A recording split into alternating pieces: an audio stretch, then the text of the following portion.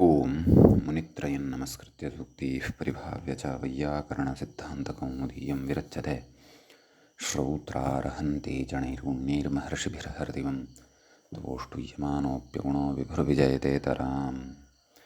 नमः सर्वेभ्यः श्रोतृभ्यः। अस्माभिः गतपाठे यद्यत् पठितं तद् एकवारं स्मरामः। वयं वैयाकरणसिद्धान्तकौमुदी इत्याख्यस्य ग्रन्थस्य तत्र लिङ्गानुशासनम् इति प्रकरणं पठन्तः स्मः। प्रकरणस्य अस्माकं क्रमे तत्र चतुर्थः पाठः गतपाठः प्रवृत्तः। तत्रापि पुल्लिङ्गाधिकारः प्रवर्तमानः वर्तते। पुल्लिङ्गाधिकारस्यापि अस्मत्क्रमे द्वितीयः अवान्तरः पाठः प्रवृत्तः। सूत्रं सर्वादौ पठितं। त्रिविष्टपत्रिभुवने नपुंसके स्पष्टं तृतीयं विष्टपं त्रिविष्टपं स्वर्गाविधानतया पुंस्त्वे प्राप्ते अयमारम्भः। ततः पठितं सूत्रं द्यौहौ स्त्रियां द्योदिवोस्तन्त्रेण उपादानमिदं। द्योशब्दोऽपि दिवधातुः अपि अत्र गृह्यते स्त्रीलिङ्गे भवतः द्वापि शब्दौ। ततः इषुबाहु स्त्रियाञ्च इति सूत्रं पठितं। चात् पुंसि नाम पुंलिङ्गता अपि अत्र भवति, स्त्रीलिङ्गता अपि अनयोः इषु अपि च बाहु शब्दयोः इति शब्दयोः भवति। ततः सूत्रं पठितं बाणकाण्डौ नपुंसके इति। नपुंसके च बाणशब्दः काण्डशब्दश्च तत्र पुल्लिङ्गे अपि भवति, नपुंसकलिङ्गे अपि भवति। चात् पुंसि त्रिविष्टपेत्यादिचतुस्सूत्री देवासुरेत्यस्यापवादः इति उत्सर्गापवादव्यवस्था अत्र चर्चिता। नाम एतानि चत्वारि सूत्राणि कस्य अपवादभूतानि वर्तन्ते इति उक्तं। ततः सूत्रं पठितं नान्तः अयं पुंसि स्यात्, नाम नकारान्तशब्दः पुंसि भवति। राजा तक्षा इति न च चर्मवर्मादिष्वतिव्याप्तिः मन्व्यच्को कर्तरी इति नपुंसकप्रकरणे वक्ष्यमाणत्वात् इति पठितं। ततः क्रतुपुरुषकपोलगुल्फमेघाविधानानि इति सूत्रं पठितं। तत्र क्रत्वादिवाचकाः शब्दाः तत्र पुल्लिङ्गे भवन्ति। क्रतुरध्वरः पुरुषो नरः कपोलो गण्डः गुल्फः प्रपदः मेघो नीरदः इमानि उदाहरणानि दृष्टानि। ततः सूत्रं पठितम् अभ्रन्नपुंसकम् इति। अभ्रिति शब्दः नपुंसकलिङ्गे भवति, पूर्वस्य अपवादः अयं भवति इत्युक्तं। ततः सूत्रं पठितम् उकारान्तः अयं पुंसि स्यात्, नाम उकारान्तशब्दः पुंसि भवति। प्रभुः इक्षुः। ततः उक्तं हनुर्हट्टविलासिन्यां नृत्यारम्भे गदे स्त्रियां द्वयोः कपोलावयवे इति मेदिनी। करेणुरिभ्यां स्त्रीनेभे इत्यमरः। एवं जातीयक विशेषवचनानाक्रान्तस्तु प्रकृतसूत्रस्य विषयः। उक्तञ्च लिङ्गविशेषविधिर्व्यापि विशेषैर्यद्यबाधितः इति। विशेषैः यदि अबाधितः इति एवम् अन्यत्रापि इति सिद्धान्तपूर्वकम् अत्र चर्चा कृता। उकारान्ताः लिङ्गान्तरे अपि दृश्यन्ते, तेषां तत्र लिङ्गव्यवस्थायै चिन्तनं विशिष्टं सैद्धान्तिकं कृतं। ततः धेनुरज्जुकुहुसरयुतनुरेणुप्रियङ्गवः स्त्रियाम्। एते धेन्वादयः शब्दाः स्त्रीलिङ्गे भवन्ति। उकारान्ताः सन्ति चेदपि पुल्लिङ्गतां न प्राप्नुवन्ति इति सूत्रस्य अर्थः दृष्टः। ततः समासे रज्जुः पुंसि च इति सूत्रं पठितं। समासे रज्जुशब्दः पुल्लिङ्गे अपि भवति, स्त्रीलिङ्गे अपि भवति इत्युक्तं। ततः सूत्रं पठितं श्मश्रुजानुवसुस्वाद्वर्षुजतुत्रपुतालूनि नपुंसकम्।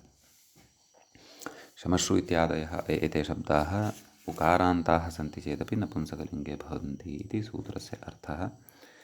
ततः वसुचार्थवाची इति वसु इति शब्दः यः वर्तते अर्थवाचकः तथा नपुंसकलिङ्गे भवति। वसुर्मयूखाग्निधनाधिपेषु इति तत्र उदाहरणवाक्यमपि दृष्टं। ततः मद्गु मधु सीधु शीधु सानुकमण्डलूनि नपुंसके च इति अग्रिमं सूत्रं पठितम्। मद्गु इत्यादयः शब्दाः नपुंसकलिङ्गे अपि भवन्ति, चात् पुंसि पुल्लिङ्गे अपि भवन्ति।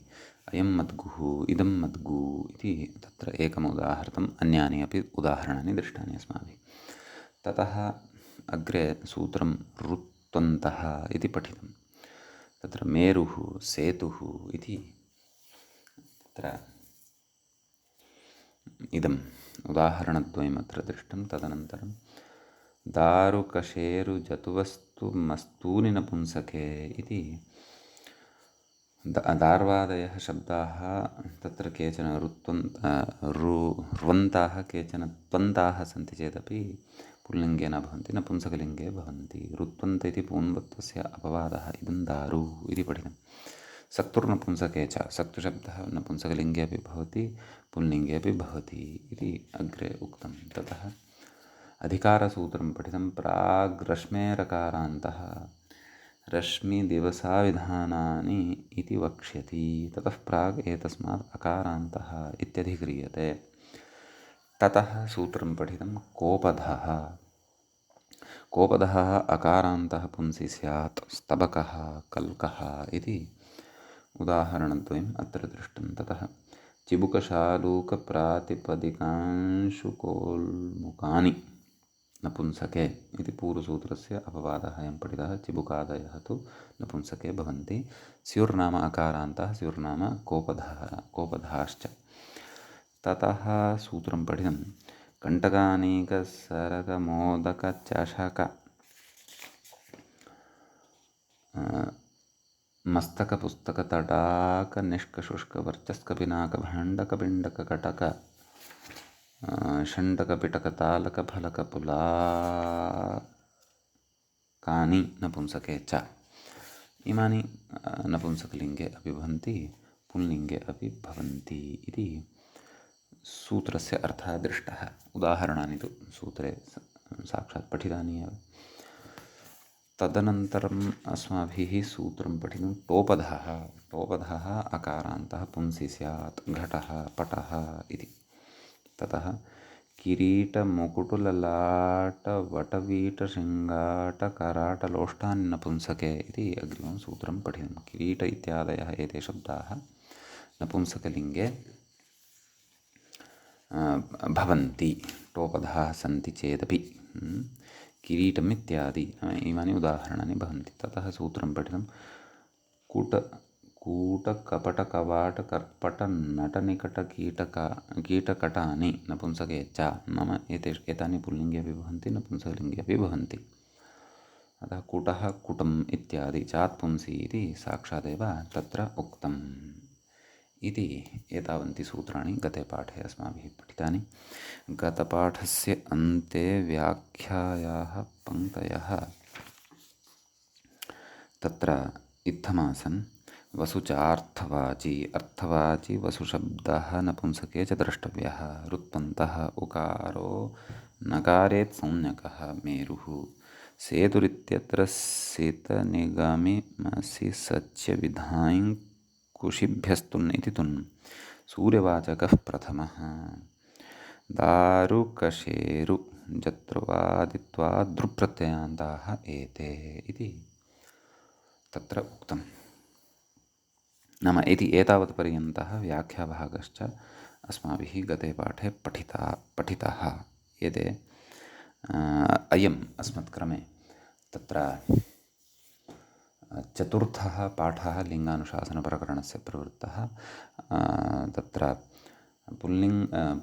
पुल्लिङ्गाधिकारस्य अवान्तरपाठः तु अयं द्वितीयः प्रवृत्तः अभूत्। अधुना वयम् अग्रिमं सूत्रं पठामः। अपि च अस्माकं क्रमे लिङ्गानुशासनप्रकरणस्य अयम् अधुना पञ्चमः पाठः आरब्धः भवति। तत्र पुल्लिङ्गाधिकारस्य अवान्तरपाठः तु तृतीयः अयम् आरब्धः भवति। अग्रिमं सूत्रं द्रष्टव्यं। व्याख्याता यद्यपि तत्प्रति न किमपि कथयति, तत्र सूत्रं भवति अणोपदः इति। प्रथमाविभक्तेः एकवचनान्तम् एकमेव पदम् इदं भवति। अपि च प्रकृते पुमान् लिङ्गम् इति अधिकारद्वयं प्राग्रश्मेरकारान्तः इत्यतः अकारान्तः इति च पदम् अनुवर्तते।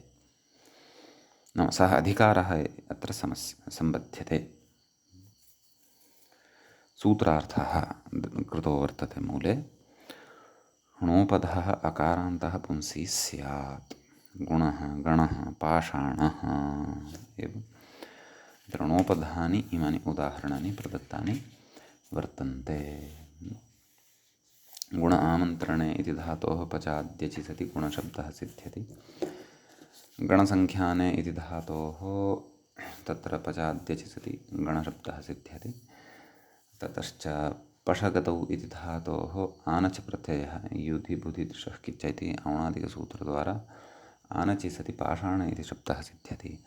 अयं पाषाणः। तर्हि णोपधाः एते सर्वेपि शब्दाः सन्ति, अकारान्ताश्च सन्ति। अतः प्रकृते पुल्लिङ्गता णोपधः इत्यनेन सूत्रेण अत्र अवगन्तव्या भवति। सम्यक्। इदानीम् णोपधः इत्यस्य अपवादः अग्रे पठ्यते। तत्र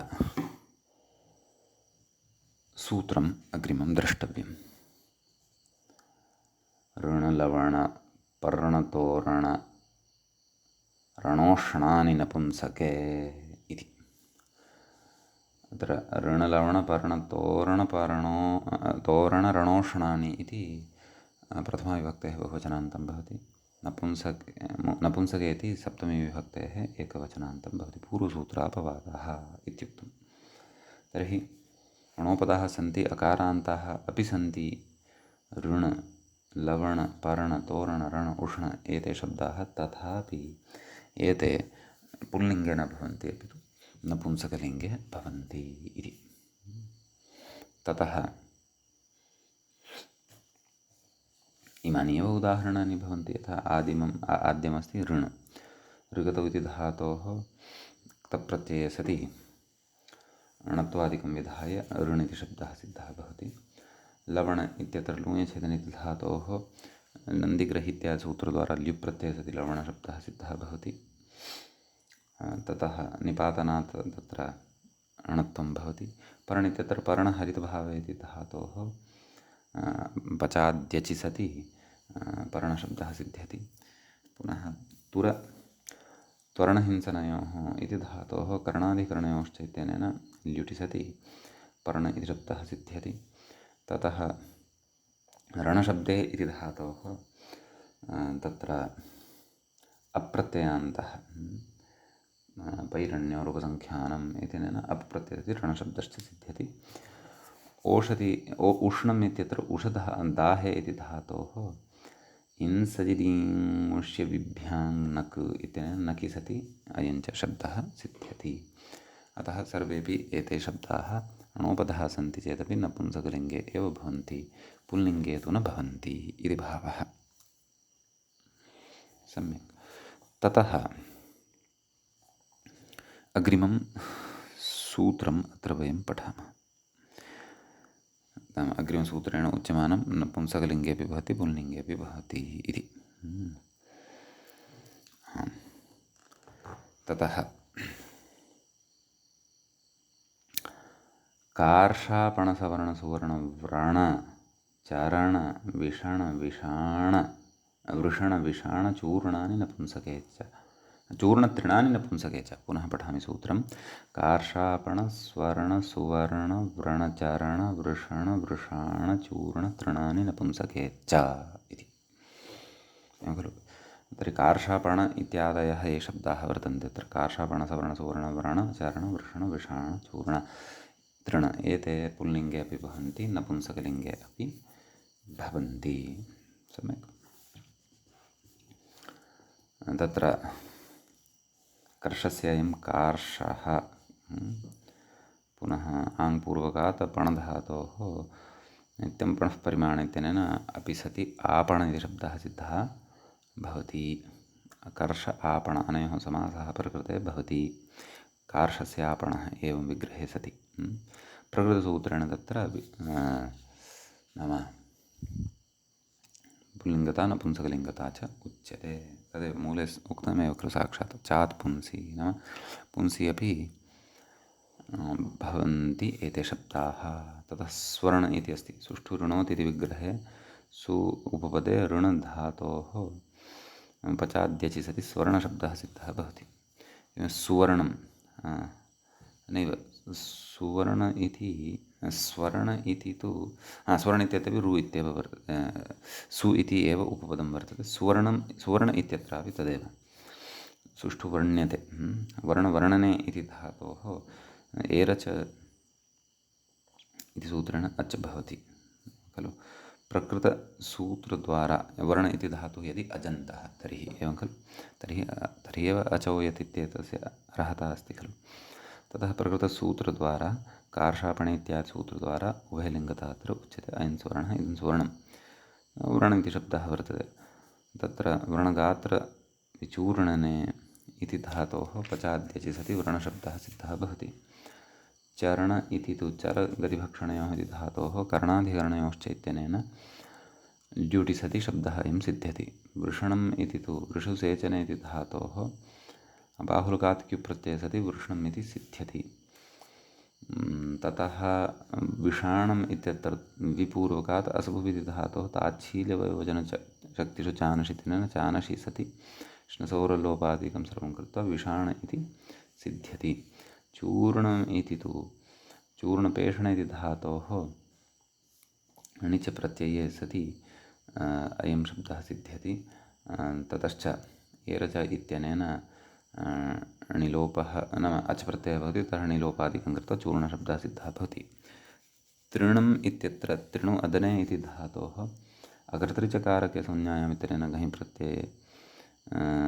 प्रत्ययः यद्यपि तत्र घञ् प्रत्ययः विधीयते, तत्र गुणः न भवति। संज्ञापूर्वको विधिरनित्यः इति कारणात्। अतः एवम् अत्र सामान्येन प्रकृतिप्रत्ययविभागः अस्माभिः चिन्तितः।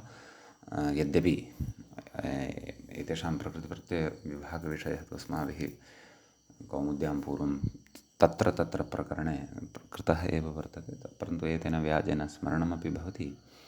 अपि च तत्र शब्दस्य एवं प्रकृतिप्रत्ययविभागकरणेन सः शब्दः दृढं मनसि तिष्ठति चापि। तर्हि एतेषां सर्वेषामपि कार्षापणादीनां प्रकृते पुल्लिङ्गता अपि नपुंसकलिङ्गता अपि ज्ञातव्या। भवन्तः पश्यन्तः सन्ति कोपदः इत्यतः आरभ्य कथम् उत्सर्गापवादव्यवस्था भवति। नाम साक्षात् अपवादः उच्यते, तदनन्तरम् उभयलिङ्गता इति एवं रीत्या प्रतिपाद्यते। अतः तादृशमेव अधुना अग्रे उच्यमानं वर्तते। थोपधः, कोपदः, टोपदः, णोपदः इति सर्वं पठितं खलु। एवं थोपधः इति अस्ति। थोपदः इति प्रथमाविभक्तेः एकवचनान्तं पदं वर्तते। थः उपधा यस्य सः थोपधः एवं विग्रहः क्रियते। पुमान् लिङ्गम् इत्येतत् अधिकारद्वयं, ततश्च प्राग्रश्मेरकारान्तः इत्यतः अकारान्तः इति च अनुवर्तते। नाम उपधावर्णः यस्य थकारः वर्तते सोऽपि पुल्लिङ्गे भवति। अतः रथः इति अस्ति। तत्र रमुक्रीडायाम् इति धातोः हनिकुषि इत्यादि उणादिसूत्रद्वारा थन् प्रत्यये सति अयं रथ इति शब्दः सिद्धः भवति। सम्यक्। ततः अग्रिमं सूत्रं वयं पठामः। अस्मिन् सूत्रे एतावानेव विशेषः अस्ति। अग्रे सूत्रं भवति काष्ठपृष्ठसिक्थोक्तानि नपुंसके इति। इदं काष्ठमित्यादि न गतसूत्रस्य एव अयम् अपवादः भवति। अत्र थोपधाः भवन्ति शब्दाः। काष्ठदीप्तौ इति धातोः हनिकुषि इत्यादि उणादिसूत्रद्वारा क्थन् प्रत्ययः भवति। पृष्ठ इत्यत्र पृष धातोः तिथपृष्ठे इति उणादिसूत्रद्वारा थक् प्रत्ययः भवति। उभयत्र ष्टुत्वेन थकारस्य ठकारः लभ्यते। सिक्थ इत्यत्र सिचक्षरणे इति धातोः पातृतुदिव इत्यादि उणादिसूत्रद्वारा थक् प्रत्ययः भवति। उक्थम् इत्यत्र वचपरिभाषणे धातोः पातृतुदिवचि इत्यादि सूत्रद्वारा थक् प्रत्ययः भवति, सम्प्रसारणादिकं भवति। एवमेते शब्दाः सिद्धाः भवन्ति। एते नपुंसकलिङ्गे भवन्ति। थोपधाः सन्ति यदि तर्हि अपि प्रकृतसूत्रेण इत्यस्ति। ततः अग्रिमं सूत्रं प्रकृते भवति काष्ठादिगर्था स्त्रियाम् इत्युच्यते। तत्र काष्ठा इति स्त्रीलिङ्गे प्रथमाविभक्तेः एकवचने अस्ति। दिगर्था इति तस्य विशेषणपदं भवति। प्रथमाविभक्तेः एकवचने एव इदमपि भवति। स्त्रियाम् इति सप्तमीविभक्तेः एकवचनान्तं भवति। दिक् अर्थः यस्याः सा दिगर्था। सम्यक्। ततः प्रकृते किं किम् अनुवर्तते इति द्रष्टव्यं। थोपधः इति अधिकारः तु अस्ति एव, लिङ्गम् इति, अपि च प्राग्रश्मेरकारान्तः इत्यतः अकारान्तः इति च। एवं खलु सूत्रार्थः स्पष्टः वर्तते। दिग्वाचकः यदि काष्ठा इति शब्दः वर्तते अथवा विवक्ष्यते तदा सा तत्र स्त्रीलिङ्गता भवति इति भावः।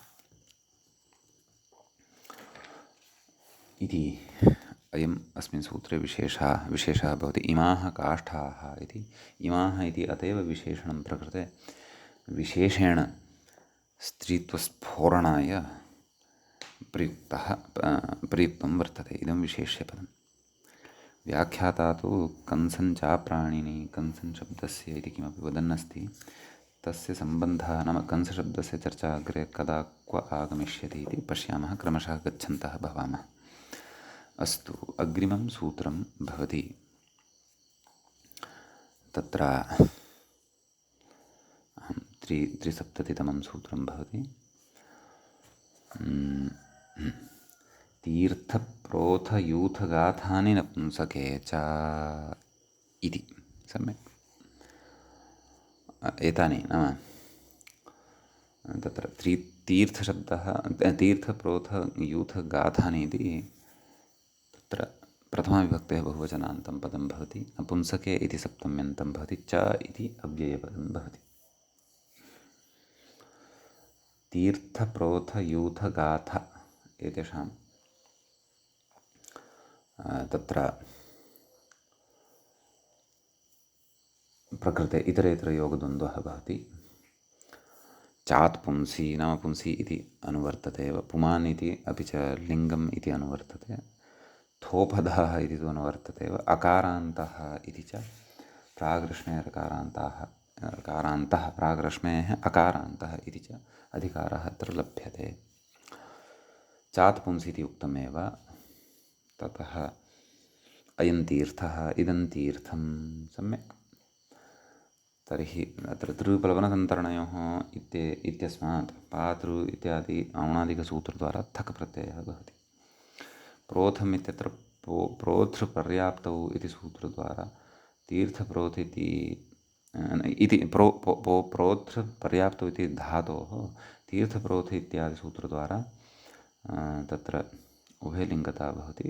परन्तु प्रकृते पचाद्यच् इति क्षन्तव्यं।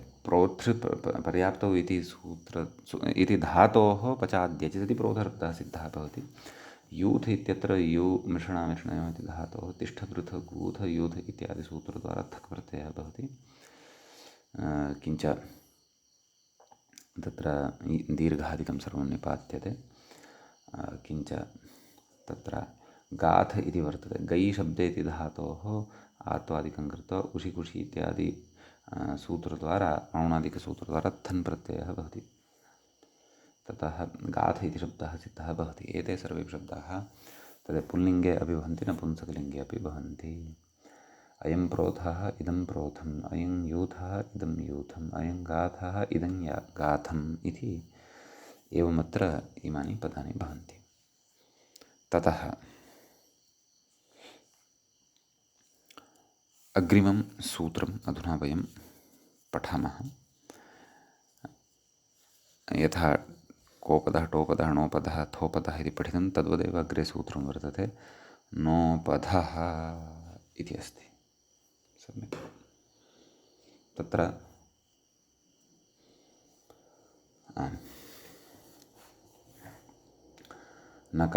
नकारः उपधा यस्य सः नोपधः इति प्रथमविभक्तेः एकवचनान्तम् इदं भवति। पुमानित्यनुवर्तते, लिङ्गम् इति अत्र लभ्यते। अपि च प्राग्रश्मेरकारान्तः इत्यतः अकारान्तः इति च अनुवर्तते।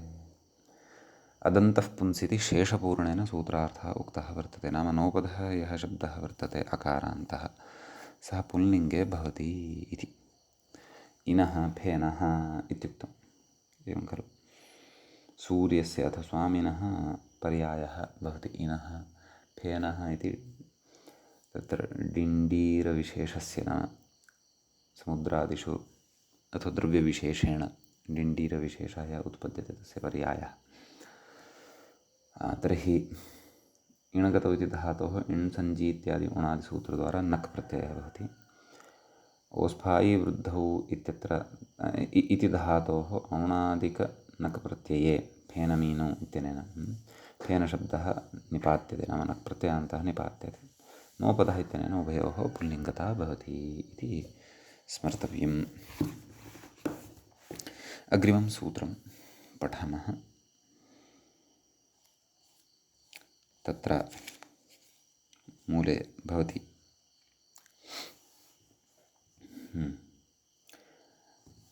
जघनाजिन तुहिनकाननवनवृजिन विपिनवेतनशासनसोपानमिथुनश्मशानरत्ननिम्नचिह्नानि नपुंसके इति भवति सूत्रम्। तर्हि जघनादिनामत्र इतरेतरयोगद्वन्द्वः भवति। नपुंसके इति सप्तम्यन्तं भवति। जघनादि इति प्रथमं पदं तु प्रथमविभक्तेः बहुवचनान्तं भवति। इतरेतरयोगद्वन्द्वः तत्र भवति। तर्हि हन हिंसागत्योः इति सूत्रद्वारा हन्तेः शरीरावयवे द्वे च इति औणादिकसूत्रद्वारा अच् प्रत्यये धातोः द्वित्वादिकं च कृत्वा तत्र जघनशब्दः सिद्धः भवति। अजिन अजगतिक्षेपणयोः इति धातोः अजयरज च इति इनच् प्रत्यये सति नाम इति औणादिकसूत्रद्वारा इनचि अजिन इति शब्दः सिद्धः भवति। तुहिन इति तुहिरगतौ इति धातोः वेपि तुह्योर्ह्रस्वश्च इत्यनेन इनन प्रत्ययकृते सति शब्दः सिद्धः भवति। पुनः काननं कनी दीप्तिकान्तिगतिषु इति तत्र कनी इति धातोः बहुलमन्यत्रापि इत्यनेन युच् प्रत्यये सति अयं शब्दः सिद्धः भवति। दीर्घादिकमपि तत्र द्रष्टव्यं भवति। बहुलग्रहणसामर्थ्यात् बहुलमन्यत्रापि इति। वनमिति वनसम्भक्तौ इति धातोः पचाद्यचि सिद्ध्यति। वृजिनम् इति वृजीवर्जन इति धातोः वृजेः किच्च इति सूत्रद्वारा इनच् प्रत्यये कृते सिद्ध्यति। विपिन इत्यत्र वेप्रि इति धातोः वेपि तुह्योर्ह्रस्वश्च इत्यनेन इनन् प्रत्यये कृते सिद्ध्यति। वेतनम् इति तत्र वीगतिप्रजनकान्त्यशनखादनेषु इत्यादि सूत्रद्वारा क्षन्तव्य इति धातोः विपतिभ्यां तनन् इत्यनेन तनन् इति प्रत्यये सति सिद्ध्यति। ततः शासनमिति शासु अनिष्टौ शासु अनुशिष्टौ इति धातुः ल्युट् प्रत्यये सति सिद्ध्यति। सोपान इत्यत्र तद् सु इति उपपदे सति उपपूर्वकात् अनधातोः घञ् प्रत्यये सिद्ध्यति। नैव तथा न आदौ उपान इत्येव अत्र साध्यते। उपपूर्वकात् अनधातोः घञ् प्रत्यये उपान इति सिद्ध्यति। सः इत्यनेन सः समासः तस्य सादेशः गुणः च भवति। सोपान इति शब्दः सिद्धः भवति। मिथुन इत्यत्र मिथ मेधा हिंसनयोः इति धातोः अथवा मिथृसङ्गमने इति धातोः धूधि पिसि मिथिभ्यः किति इत्यद्वारा इति उणादिसूत्रद्वारा उनन् प्रत्यये कृते सति मिथुनशब्दः सिद्ध्यति। ततः श्मशान इत्यत्र श्वाः शेरते अत्र इति विग्रहे वृषोदरादित्वात् अयं शब्दः सिद्धः भवति। रत्न इत्यत्र रमौ क्रीडायाम् इति धातोः रमेस्तच इति सूत्रद्वारा न प्रत्यये सति शब्दः सिद्धः भवति। निम्न इति निपूर्वकात् मना अभ्यासित धातोः आतश्चोपसर्गे इत्यनेन नकप्रत्यये सति सिद्ध्यति आलोपादिकं कृत्वा। चिह्न इति चः परिकल्पने इति धातोः नकप्रत्यये सति बाहुलकात् औणादिके नकप्रत्यये सति चिह्न इति शब्दः सिद्धः भवति इति एते शब्दाः अत्र सिद्धाः भवन्ति। ते सर्वेपि शब्दाः प्रकृतसूत्रेण नपुंसकलिङ्गे एव भवन्ति। अतः जघनम् अजिनं तुहिनम् इत्यादिकमेव तत्र व्यवहर्तव्यम् इति भावः। अग्रिमं सूत्रं वयं पठामः। आम्, सूत्रं भवति मानयान अभिधाननलिनपुलिन उद्यानशयनासनस्थानचन्दनालानसमानभवनवसनसंभावनविभावन विमानानि नपुंसके च इति। एवं खलु माने इत्यादि प्रथमं पदं प्रथमाविभक्तेः बहुवचनान्तं भवति। एतेषाम् अत्र मानादीनां शब्दानाम् इतरेतरयोगद्वन्द्वः भवति। किञ्च नपुंसके इति सप्तम्यन्तं भवति। च ग्रहणसामर्थ्यात् प्रकृते पुंसः अपि ग्रहणं भवति। चात् पुंसि इति अत एव उच्यते।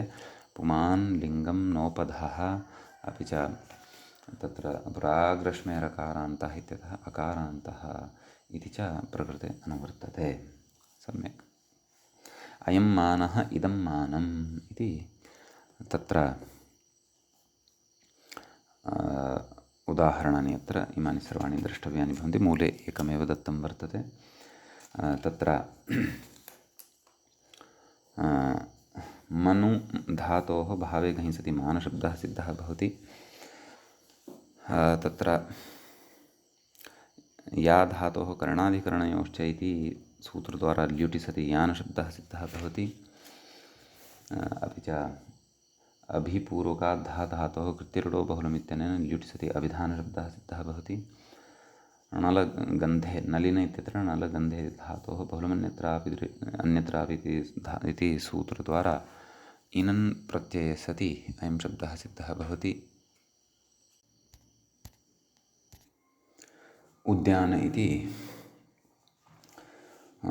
उत्पूर्वकात् या धातोः करणाधिकरणयोश्च इत्यनेन ल्युटि सति सिद्ध्यति। शयनम् इति शीं स्वप्ने इति धातोः भावे अधिकरणे वा ल्युट् च इत्यनेन ल्युटि सिद्ध्यति। आसनम् इत्यत्र आस उपवेशन् इति धातोः करणाधिकरणयोश्च इत्यनेन अधिकरणे ल्युटि सति सिद्ध्यति। ततः स्थान इति ष्ठागतिनिवृत्तौ इति धातोः तत्र नाम ल्युटि सति सिद्ध्यति। अधिकरणे ल्युटि सति सिद्ध्यति। चन्दनम् इति चलि आह्लादे इति धातोः बहुलमन्यत्रापि इति औणादिकेन युच् प्रत्यये सति सिद्ध्यति। आलान इति आन् पूर्वकात् लीन् धातोः करणाधिकरणयोश्च इत्यनेन ल्युटि सति सिद्ध्यति। विभाषालीयतेः इत्यनेन आत्वं भवति। समान इति समानं मानम् अस्य इति विग्रहे सः पूर्वकात् मानधातोः तत्र मनधातोः घयादिकं कृत्वा मान इति शब्दः सिद्धः भवति। भवन इत्यत्र भूधातोः ल्युट् प्रत्यये सति शब्दः सिद्धः भवति। वसन इति वस आच्छादने धातोः ल्युट् प्रत्यये सति शब्दः सिद्धः भवति। संभावन इति सम्पूर्वकात् भूधातोः तत्र अण्यन्तात् ल्युडन्तः अयं शब्दः सिद्धः भवति। विभावन इति विपूर्वकात् भूधातोः तत्र ण्यन्तात् ल्युडन्तः शब्दः सिद्धः भवति। विमान् इति विपूर्वकात् मन धातोः घञ् प्रत्ययान्ते सति शब्दः च सिद्धः भवति। सर्वेपि एते शब्दाः ये उक्ताः प्रकृते वर्तन्ते ते पुल्लिङ्गे अपि भवन्ति, नपुंसकलिङ्गे अपि भवन्ति। तत्र मान यान इत्यादि सूत्रद्वारा इति एतत् एतावान् विशेषः अस्मिन् सूत्रे भवति। इदानीम् अग्रिमं सूत्रं वयं पश्यामः। सूत्रम् अग्रिमं भवति पोपधः इति। पोपधः इति सूत्रे प्रथमाविभक्तेः एकवचनान्तम् इति सूत्रं प्रथमाविभक्तेः एकवचनान्तम् एकपदात्मकं भवति। ततः प उपधः यस्य सः पोपधः पुमान् लिङ्गम् इति अधिकारद्वयमत्र सम्बध्यते। अपि च प्राग्रश्मेरकारान्तः इत्यतः अकारान्तः इति च अत्र सम्बध्यते। ततः प्रकृते सूत्रस्य अत्र वस्तुतः अर्थः स्पष्टः एव अस्ति। मूले अपि उक्तम् अदन्तः पुंसि, नाम पोपधः यः शब्दः अकारान्तः वर्तते सः पुल्लिङ्गे भवति इति। तर्हि यूपः इति अस्ति, तत्र युमिश्रणयोः इति धातोः कुयुभ्यां च इति औणादिकेन प प्रत्ययः भवति। दीप इत्यत्र दीपदीप्तो इति धातोः युवदज्ञां प्रीग्रहकः इत्यनेन क प्रत्ययः भवति। एवम् इमानि एतद् उदाहरणद्वयमत्र दृष्टं वर्तते। क्वचित् टीकासु सर्प इति उदाहरणमपि दृश्यते। तत्र सृप्ल गतौ इति धातोः पचाद्यचि सति सर्पशब्दोऽपि सिद्धः भवति। अतः अत्रापि पुल्लिङ्गता ज्ञेया इति एतावान् विशेषः अस्मिन् शब्दे भवति। ततः नाम अस्मिन् सूत्रे भवति। ततः अग्रिमं सूत्रं वयं पठामः। मूले सूत्रं दृश्यते। तत्र पापरूपोपतल्पशिल्पपुष्पषष्पसमीपान्तरीपाणि नपुंसके एवं सूत्रं भवति। एते पापादयः शब्दाः ये वर्तन्ते, नाम पापादयः शब्दाः ये वर्तन्ते तेषाम् इतरेतरयोगद्वन्द्वसमासः वर्तते प्रथमे पदे।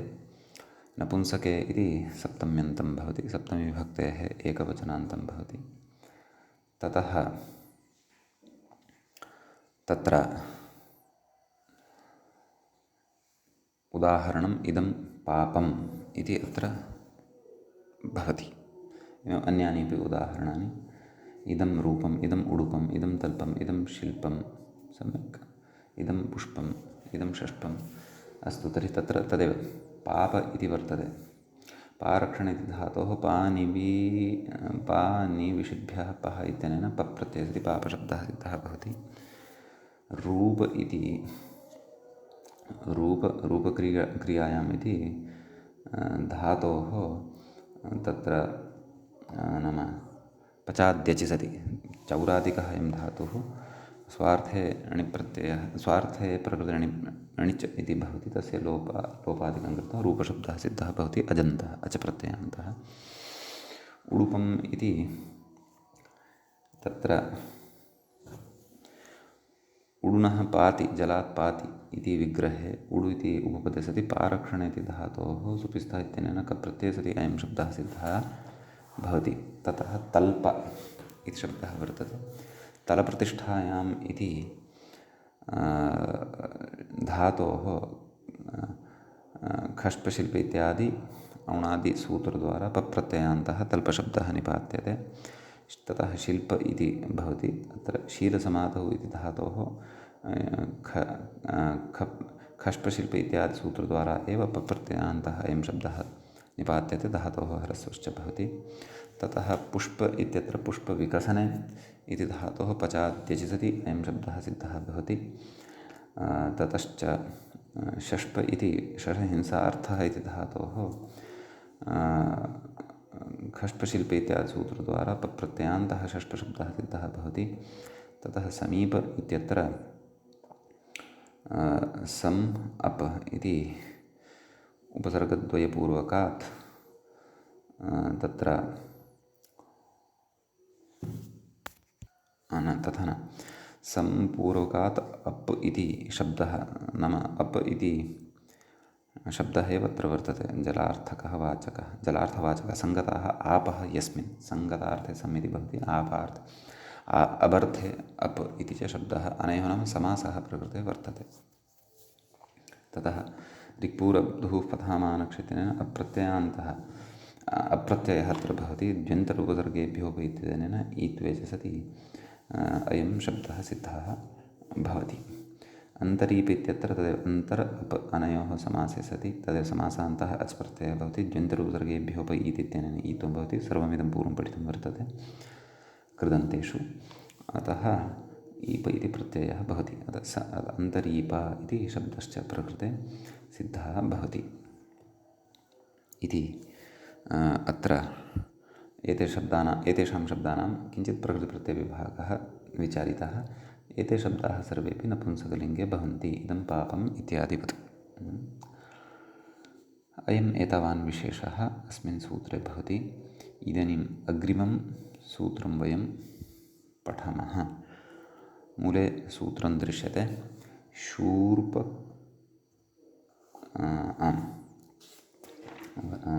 पठ्यते शूर्प कुतप कुणप द्वीप विटपानि नपुंसके च इति अस्ति सूत्रं। शूर्प कुतप इत्यादि प्रथमं पदम् इतरेतरयोगद्वन्द्वयुक्तं प्रथमाविभक्तेः बहुवचनान्ते भवति। नपुंसके इति तत्र सप्तमी विभक्तेः एकवचनान्तं पदं भवति। च इति अव्ययपदं भवति। ततः पुमान् लिङ्गं पोपधः इत्यनुवर्तते।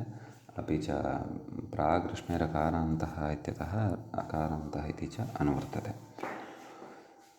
ततः अत्र शब्दानां सामान्येन प्रकृतिप्रत्ययविभागं पश्यामः। शुहिंसायाम् इति धातोः शुशुभ्यां निच्च इति तत्र औणादिकः प्रत्ययः भवति। बाहुलकाच्च उदादेशादिकं कृत्वा शूरूपशब्दः सिद्धः भवति। ततः कुतपशब्दः कुत्सितं तपति कुपूर्वकात् तपधातोः संज्ञायां वृजिधारिसहितपिदमः इति तत्र खच् प्रत्ययः भवति। कुतप इति शब्दः सिद्धः भवति। ततः कुणप इत्यत्र कुणशब्दे इति धातोः कुणेः सम्प्रसारणं चेति सूत्रद्वारा कपन् इति प्रत्ययः भवति। ततश्च द्वीप इत्यत्र द्विगताः आपः यस्य इति विग्रहे शब्दस्य अपशब्दस्य च मिथः समासः भवति। अपशब्दः जलवाचकः इति भावः। ऋक्पूरब्धुः पथामानक्षत्रेण अप्रत्ययः प्रकृते भवति। द्व्यन्तरूपसर्गेभ्योप ईत् इत्यनेन ईत्वं च प्रकृते भवति। अपि च द्वीप इति शब्दः अत्र सिद्धः भवति। विटप इत्यत्र विटशब्दे इति धातोः विटप विष्टप इत्यादि उणादिसूत्रद्वारा कप इति प्रत्ययः भवति। निपात्यते तेन सूत्रेण अयं शब्दः।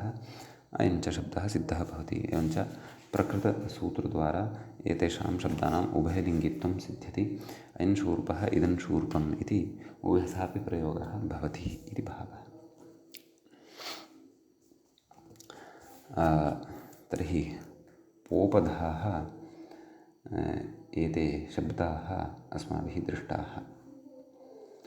एतेषु लिङ्गव्यवस्था दृष्टा। इदानीम् अग्रे अधिकारः वर्तते भोपदः एवं खलु। सूत्रं भोपधः भः उपधा यस्य सः भोपधः प्रथमविभक्तेः एकवचनान्तमिदं पदं भवति।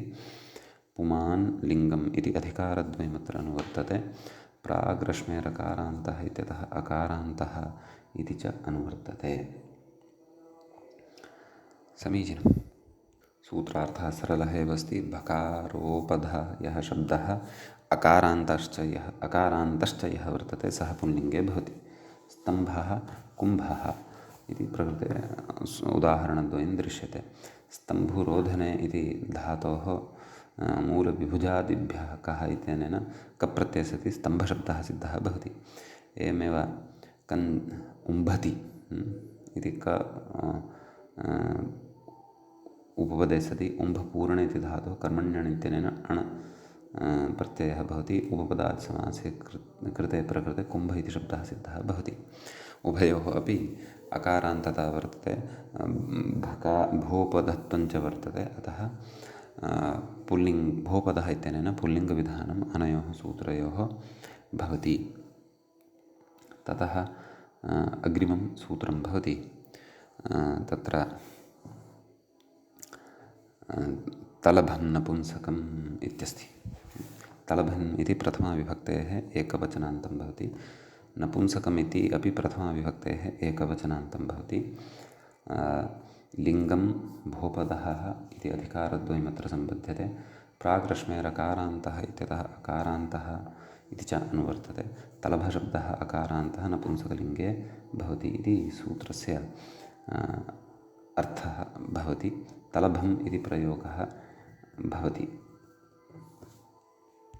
अस्य व्युत्पत्तिः अथवा तलधातोः अभ इति प्रत्ययः कश्चन औणादिकः अत्र कल्पयितुं शक्यः, अथवा विशिष्टा रूपसिद्धिः यदि क्वापि स्यात् तर्हि द्रष्टव्या। ततः अग्रिमं सूत्रं वयं पठामः। सूत्रं भवति जृम्भं नपुंसके च इति। एवं खलु? तत्र जृम्भम् इति प्रथमान्तं भवति, नपुंसके इति सप्तम्यन्तं भवति, च इति अव्ययपदं भवति। पुमान् लिङ्गं भोपदः एते अधिकाराः अत्र सम्पद्यन्ते। प्राग्रश्मेरकारान्तः इत्यतः अकारान्तः इति च प्रकृते सम्बध्यते। अकारान्तः भोपदः जृम्भ इति शब्दः यः अस्ति सः नपुंसकलिङ्गे अपि भवति, पुल्लिङ्गे अपि भवति। चात् पुंसि इति अत्रापि तथैव यथा पूर्वं युज्यते। ततः जृम्भं जृम्भः, इदं जृम्भम् अयं जृम्भः इति उभयथापि प्रयोगः द्रष्टव्यः इति एतावान् विशेषः अस्मिन् सूत्रे भवन्ति। इदानीं मोपधानां विषये अधिकारः आरभ्यते। तच्च अधिकारसूत्रं भवति मोपधः म उपधायां यस्य अथवा म उपधा यस्य सः मोपधः म उपधा यस्य इत्येव वक्तव्यमस्तु। मोपधः नाम विग्रहः एवमेव वक्तव्यः इति। ततः पुमान् लिङ्गम् इति अधिकारद्वयमत्र अनुवर्तते। प्राग्रश्मेरकारान्तः इत्यतः अकारान्तः इति च अनुवर्तते। सोमः भीमः इति शब्दद्वयम् अकारान्ततामपि भजते, अपि च मोपधत्वमपि भजते। अतः प्रकृते सोमभीम शब्दद्वयमपि पुल्लिङ्गतां भजते। तत्र शुप्रसवैश्वर्ययोः इति धातोः औणादिकसूत्रम् एकं भवति। अर्तिस्तुसु इत्यादिकं पठितं पूर्वं, तेन मन् प्रत्ययः सति सोमशब्दः सिद्धः भवति गुणादिकं कृत्वा। तस्मात् ततश्च ञिभि भय इति धातोः भिः शुग्वा इति औणादिकसूत्रद्वारा मक् प्रत्ययान्तः अयं शब्दः सिद्धः भवति। शुगागमः तत्र विकल्पेन उच्यते। उभयत्रापि मोपधः इत्यनेन सूत्रेण पुल्लिङ्गता भवति इति विशेषः। ततः अग्रिमं सूत्रं पठामः अधुना। अपवादसूत्रं भवति मोपधः इत्येतस्य। तत्र सूत्रं भवति एवं रुक्मसिद्धमयुग्मेध्मगुल्माध्यात्मकुङ्कुमानि खलु। कुङ्कुमानि नपुंसके। पुनः पठामि रुक्मसिद्धमयुग्मेध्मगुल्माध्यात्मकुङ्कुमानि नपुंसके इति। तर्हि प्रकृते प्रथमं पदं प्रथमाविभक्तेः बहुवचनान्तं भवति, द्वितीयं नपुंसक इति सप्तम्यन्तं भवति। रुक्मेत्यादीनाम् अत्र इतरेतरयोगद्वन्द्वः भवति येषां शब्दानां। ततश्च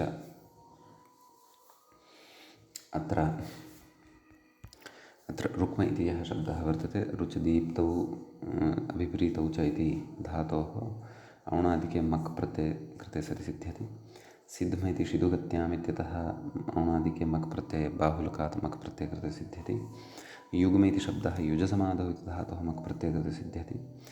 इद्ध्म इति शब्दः तत्र इन्धी इन्धी इन्धी दीप्तौ इति धातोः तत्र इषुयुधि इत्यादि सूत्रद्वारा मक् प्रत्यये कृते सिद्ध्यति। गुल्म इति शब्दः गूढरक्षायाम् इति धातोः मन् प्रत्यये सति प्रातिशाख्ये उक्तत्वात् डलयोः ऐक्यमिति वचनात् प्रकृते डकारस्य लत्वे सति गुल्म इति शब्दः सिद्धः भवति खलु। ततः अध्यात्म अधिपूर्वकात् अतधातोः औणादिके मनिण् प्रत्यये कृते सति अयं शब्दः सिद्धः भवति। ततः कुङ्कुम कुङ्कुम इति यः शब्दः सः प्रचोदरादित्वात् साध्यते शब्दकल्पद्रुमकोशादिषु उक्तं वर्तते। अतः एते शब्दाः सर्वेपि नपुंसकलिङ्गे एव भवन्ति। स्युः नाम एते मोपधाः तर्हि अपि सम्यक्।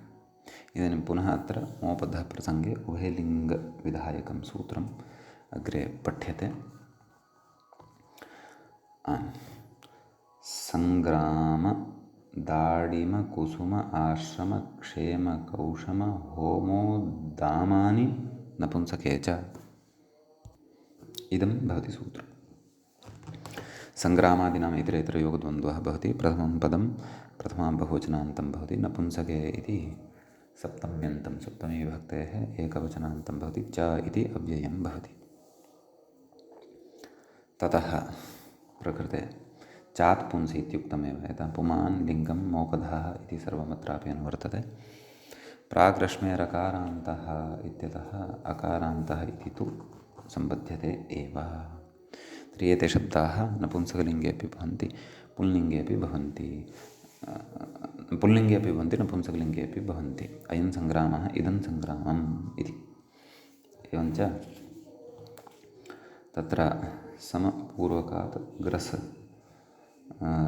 अदनेति धातोः ग्रसेराच इत्यनेन मन् प्रत्यये सति सङ्ग्रामशब्दः साधयितुं शक्यते। ततश्च दाडिमिति दलविशरणे इति धातोः घञ् प्रत्यये सति तत्र दाल इति शब्दः सिद्धः भवति। ततः भावप्रत्ययान्ताद् इमप् इति वार्तिकद्वारा इमपि सति डलयोरभिहिते च सति दाडिमिति शब्दः सिद्धः भवति। ततः कुसुमं कुस संश्लेषणे इति धातोः कुसेरुम्भो मेदेताः इति उमप्रत्ययः भवति। ततः आम्पूर्वकात् श्रम् धातोः घञ् प्रत्यये सति आश्रम इति शब्दः सिद्धः भवति। ततश्च क्षेमशब्दः अस्ति खलु तत्र क्षिक्षये इति धातोः अर्तिस्तुसु इत्यादि सूत्रद्वारा मन् प्रत्यये सति क्षेमशब्दः सिद्धः भवति। ततः टुक्षुशब्दे इति तत्र सूत्रात् अर्तिस्तुसु इत्यादि सूत्रद्वारा मन् प्रत्यये सति क्षौति तत्र क्षौम इति शब्दः सिद्धः भवति। प्रकृते बाहुलकादेव वृद्धिः अवगन्तव्या भवति क्षौम इति धातोः उकारस्य। ततश्च हु दानादनयोः इति धातोः अर्तिस्तुसु इत्यादि सूत्रद्वारा मन् प्रत्यये सति होम इति शब्दः सिद्धः भवति। ततश्च उत्पूर्वकात् दम् धातोः दम् उपशमे घञ् प्रत्यये सति उद्दाम इति शब्दः च सिद्धः भवति एवं खलु। अतः एते तत्र शब्दाः ये केऽपि वर्तन्ते ते पुल्लिङ्गे अपि भवन्ति नपुंसकलिङ्गे अपि भवन्ति इति अत्र विशेषः भवति। अग्रिमं सूत्रम् अधुना पठामः। अग्रे सूत्रं भवति योपधः इति। तत्र यः उपधा यस्य सः योपधः प्रथमाविभक्तेः एकवचनान्तमिदं पदं भवति। यकारोपधानां शब्दानां विषये अधुना प्रकृते उच्यमानं वर्तते। ततः तत्र नाम अधिकारः केषाम् इति चेत् पुमान् लिङ्गम् इत्यनयोः। ततः अकारान्तः इति च प्रकृते अनुवर्तते। ततः उदाहरणं नाम सूत्रार्थः तु स्पष्टः अस्ति एव। उदाहरणमस्ति समयः हयः इति। तर्हि तदेव सम् इति सम्पूर्वकात् इणधातोः एरचि नाम एः अच् प्रत्यये सति इकारान्तात् अस्मात् धातोः अच् प्रत्यये सति समयः इति सिद्ध्यति। ततः हयः हयगतौ इति धातोः पचाद्यचि अयं शब्दः सिद्धः भवति। हीगतौ इति धातुः यदि ग्राह्यः तदा तु एरच् इत्यनेन अचि सति गुणादिकं कृत्वा हयशब्दः सिद्धः भवति। शब्दद्वयमपि योपधः इत्यनेन सूत्रेण पुल्लिङ्गतां भजते। ततः अग्रिमं सूत्रम् अत्र पश्यामः। अग्रे सूत्रं भवति, मूले पश्यामश्चेत् किसलय हृदयेन्द्रियोत्तरीयाणि नपुंसके इति योपधः इत्येतस्य अपवादः अयं भवति। किसलयश्च हृदयश्च किसलयञ्च हृदयञ्च इन्द्रियञ्च उत्तरीयञ्च एतेषाम् इतरेतर योगद्वन्द्वः भवति। प्रथमाविभक्तेः बहुवचनान्तमिदं पदं भवति। नपुंसके इति तत्र सप्तमी विभक्तेः एकवचनान्तं पदं भवति। मूले उक्तं स्पष्टं नाम किमपि वक्तव्यमिति नास्ति। लिङ्गम् इति प्रकृतसूत्रं प्रति अनुवर्तते। योपधः इति अधुनैव यत् सूत्रं पठितं तस्य अत्र अनुवृत्तिः भवति। ततश्च अकारान्तः इति च अधिकारः अत्र सिद्धः भवति, अधिकारः अत्र लभ्यते। तर्हि किसलय इत्यादयः शब्दाः एते नपुंसकलिङ्गे भवन्ति। किञ्चित् सलति इति किसलय इति किं पूर्वकात् शलधातोः यस्य धात्वादेशस्य इत्यनेन शकारस्य सकारः भवति। कैन् प्रत्यये सति प्रचोदरादिनिधोपदिष्टमित्यनेन किम् इत्यस्य मकारस्य लोपादिकं कृत्वा किसलयशब्दः सिद्धः भवति। हृदयम् इत्यत्र हरणे इति धातोः वृह्रोः शुक्दुकौ च इत्यनेन कैन् प्रत्ययः भवति। धातोः दुगागमश्च भवति। ततः इन्द्रिय इति शब्दस्तु इन्द्रियमिन्द्रलिङ्गमिन्द्र इत्यादिसूत्रद्वारा घचप्रत्ययान्ततया निपात्यते। उत्तरीयम् इति तत्र उत्तर इति शब्दात् गहादिभ्यश्च इत्यनेन च प्रत्यये सति अयं शब्दः सिद्धः भवति उत्तरीय इति। एते अत्र शब्दाः भवन्ति सिद्धाः। तर्हि सर्वेपि शब्दाः एते नपुंसकलिङ्गे एव भवन्ति इति भावः इति एतावान् विशेषः अस्मिन् सूत्रे भवति। अग्रिमं सूत्रं वयं पठामः। अग्रे सूत्रं भवति गोमय कषाय मलयान्वयाव्ययानि नपुंसके च। गोमय कषाय मलय अन्वय अव्यय एते शब्दाः नपुंसकलिङ्गे अपि भवन्ति पुल्लिङ्गे अपि भवन्ति इति भावः। तत्र गोशब्दात् गोश्च पुरीष इत्यनेन सूत्रेण मयट् इति प्रत्ययस्य गोमय इति शब्दः सिद्धः भवति। किञ्च कषधातोः बाहुलकात् आय प्रत्यये सति कषाय इति शब्दः सिद्धः भवति। किञ्च तत्र मलधारण इति धातोः बाहुलकात् कयन् इति प्रत्यये सति मलय इति शब्दः सिद्धः भवति। किञ्च अनुपूर्वकात् इणधातोः एरच् इत्यनेन अच् प्रत्यये सति अन्वय इति शब्दः सिद्धः भवति। किञ्च विपूर्वकात् तत्र इणगतौ इति धातोः अचि सति तत्र व्यय इति शब्दः सिद्धः भवति। ततः नया समासः भवति न व्ययः अव्ययः न व्ययम् अव्ययं न व्ययः अव्ययः। तत्र शब्दः प्रकृते सिद्धः भवति। अतः सर्वेषामपि एतेषां शब्दानां गोमये इत्यादिसूत्रद्वारा पुल्लिङ्गता अपि भवति नपुंसकलिङ्गता अपि भवति इति अत्र अवधेयः भवति विषयः। अव्ययः अव्ययम् इति उभयथापि प्रयुज्यते। अतः एतावान् विशेषः अस्मिन् सूत्रे भवति। ततः अग्रे ग्रन्थे रोपधानां विषये व्यवस्था वक्ष्यते। तत्र उत्सर्गापवादव्यवस्था द्रक्ष्यते, परन्तु तत्सूत्रं वयम् अग्रिमे पाठे पठिष्यामः। अद्यतनपाठः तावत् अत्रैव उपसंह्रियते। मङ्गलं कुर्मः। मुनित्रयं नमस्कृत्य दुःखीः परिभाव्य च वैयाकरणसिद्धान्तकौमुदीयं विरच्यते श्रौत्रार्हन्ति चणैर्गुण्यैर्महर्षिभिर्हृदिवं तोष्टुयमानोऽप्यगुणो विभुर्विजयतेतराम्। एवञ्च लिङ्गानुशासनमित्याख्यस्य प्रकरणस्य पञ्चमः एष पाठः अस्माकं क्रमे सम्पन्नतां गतः।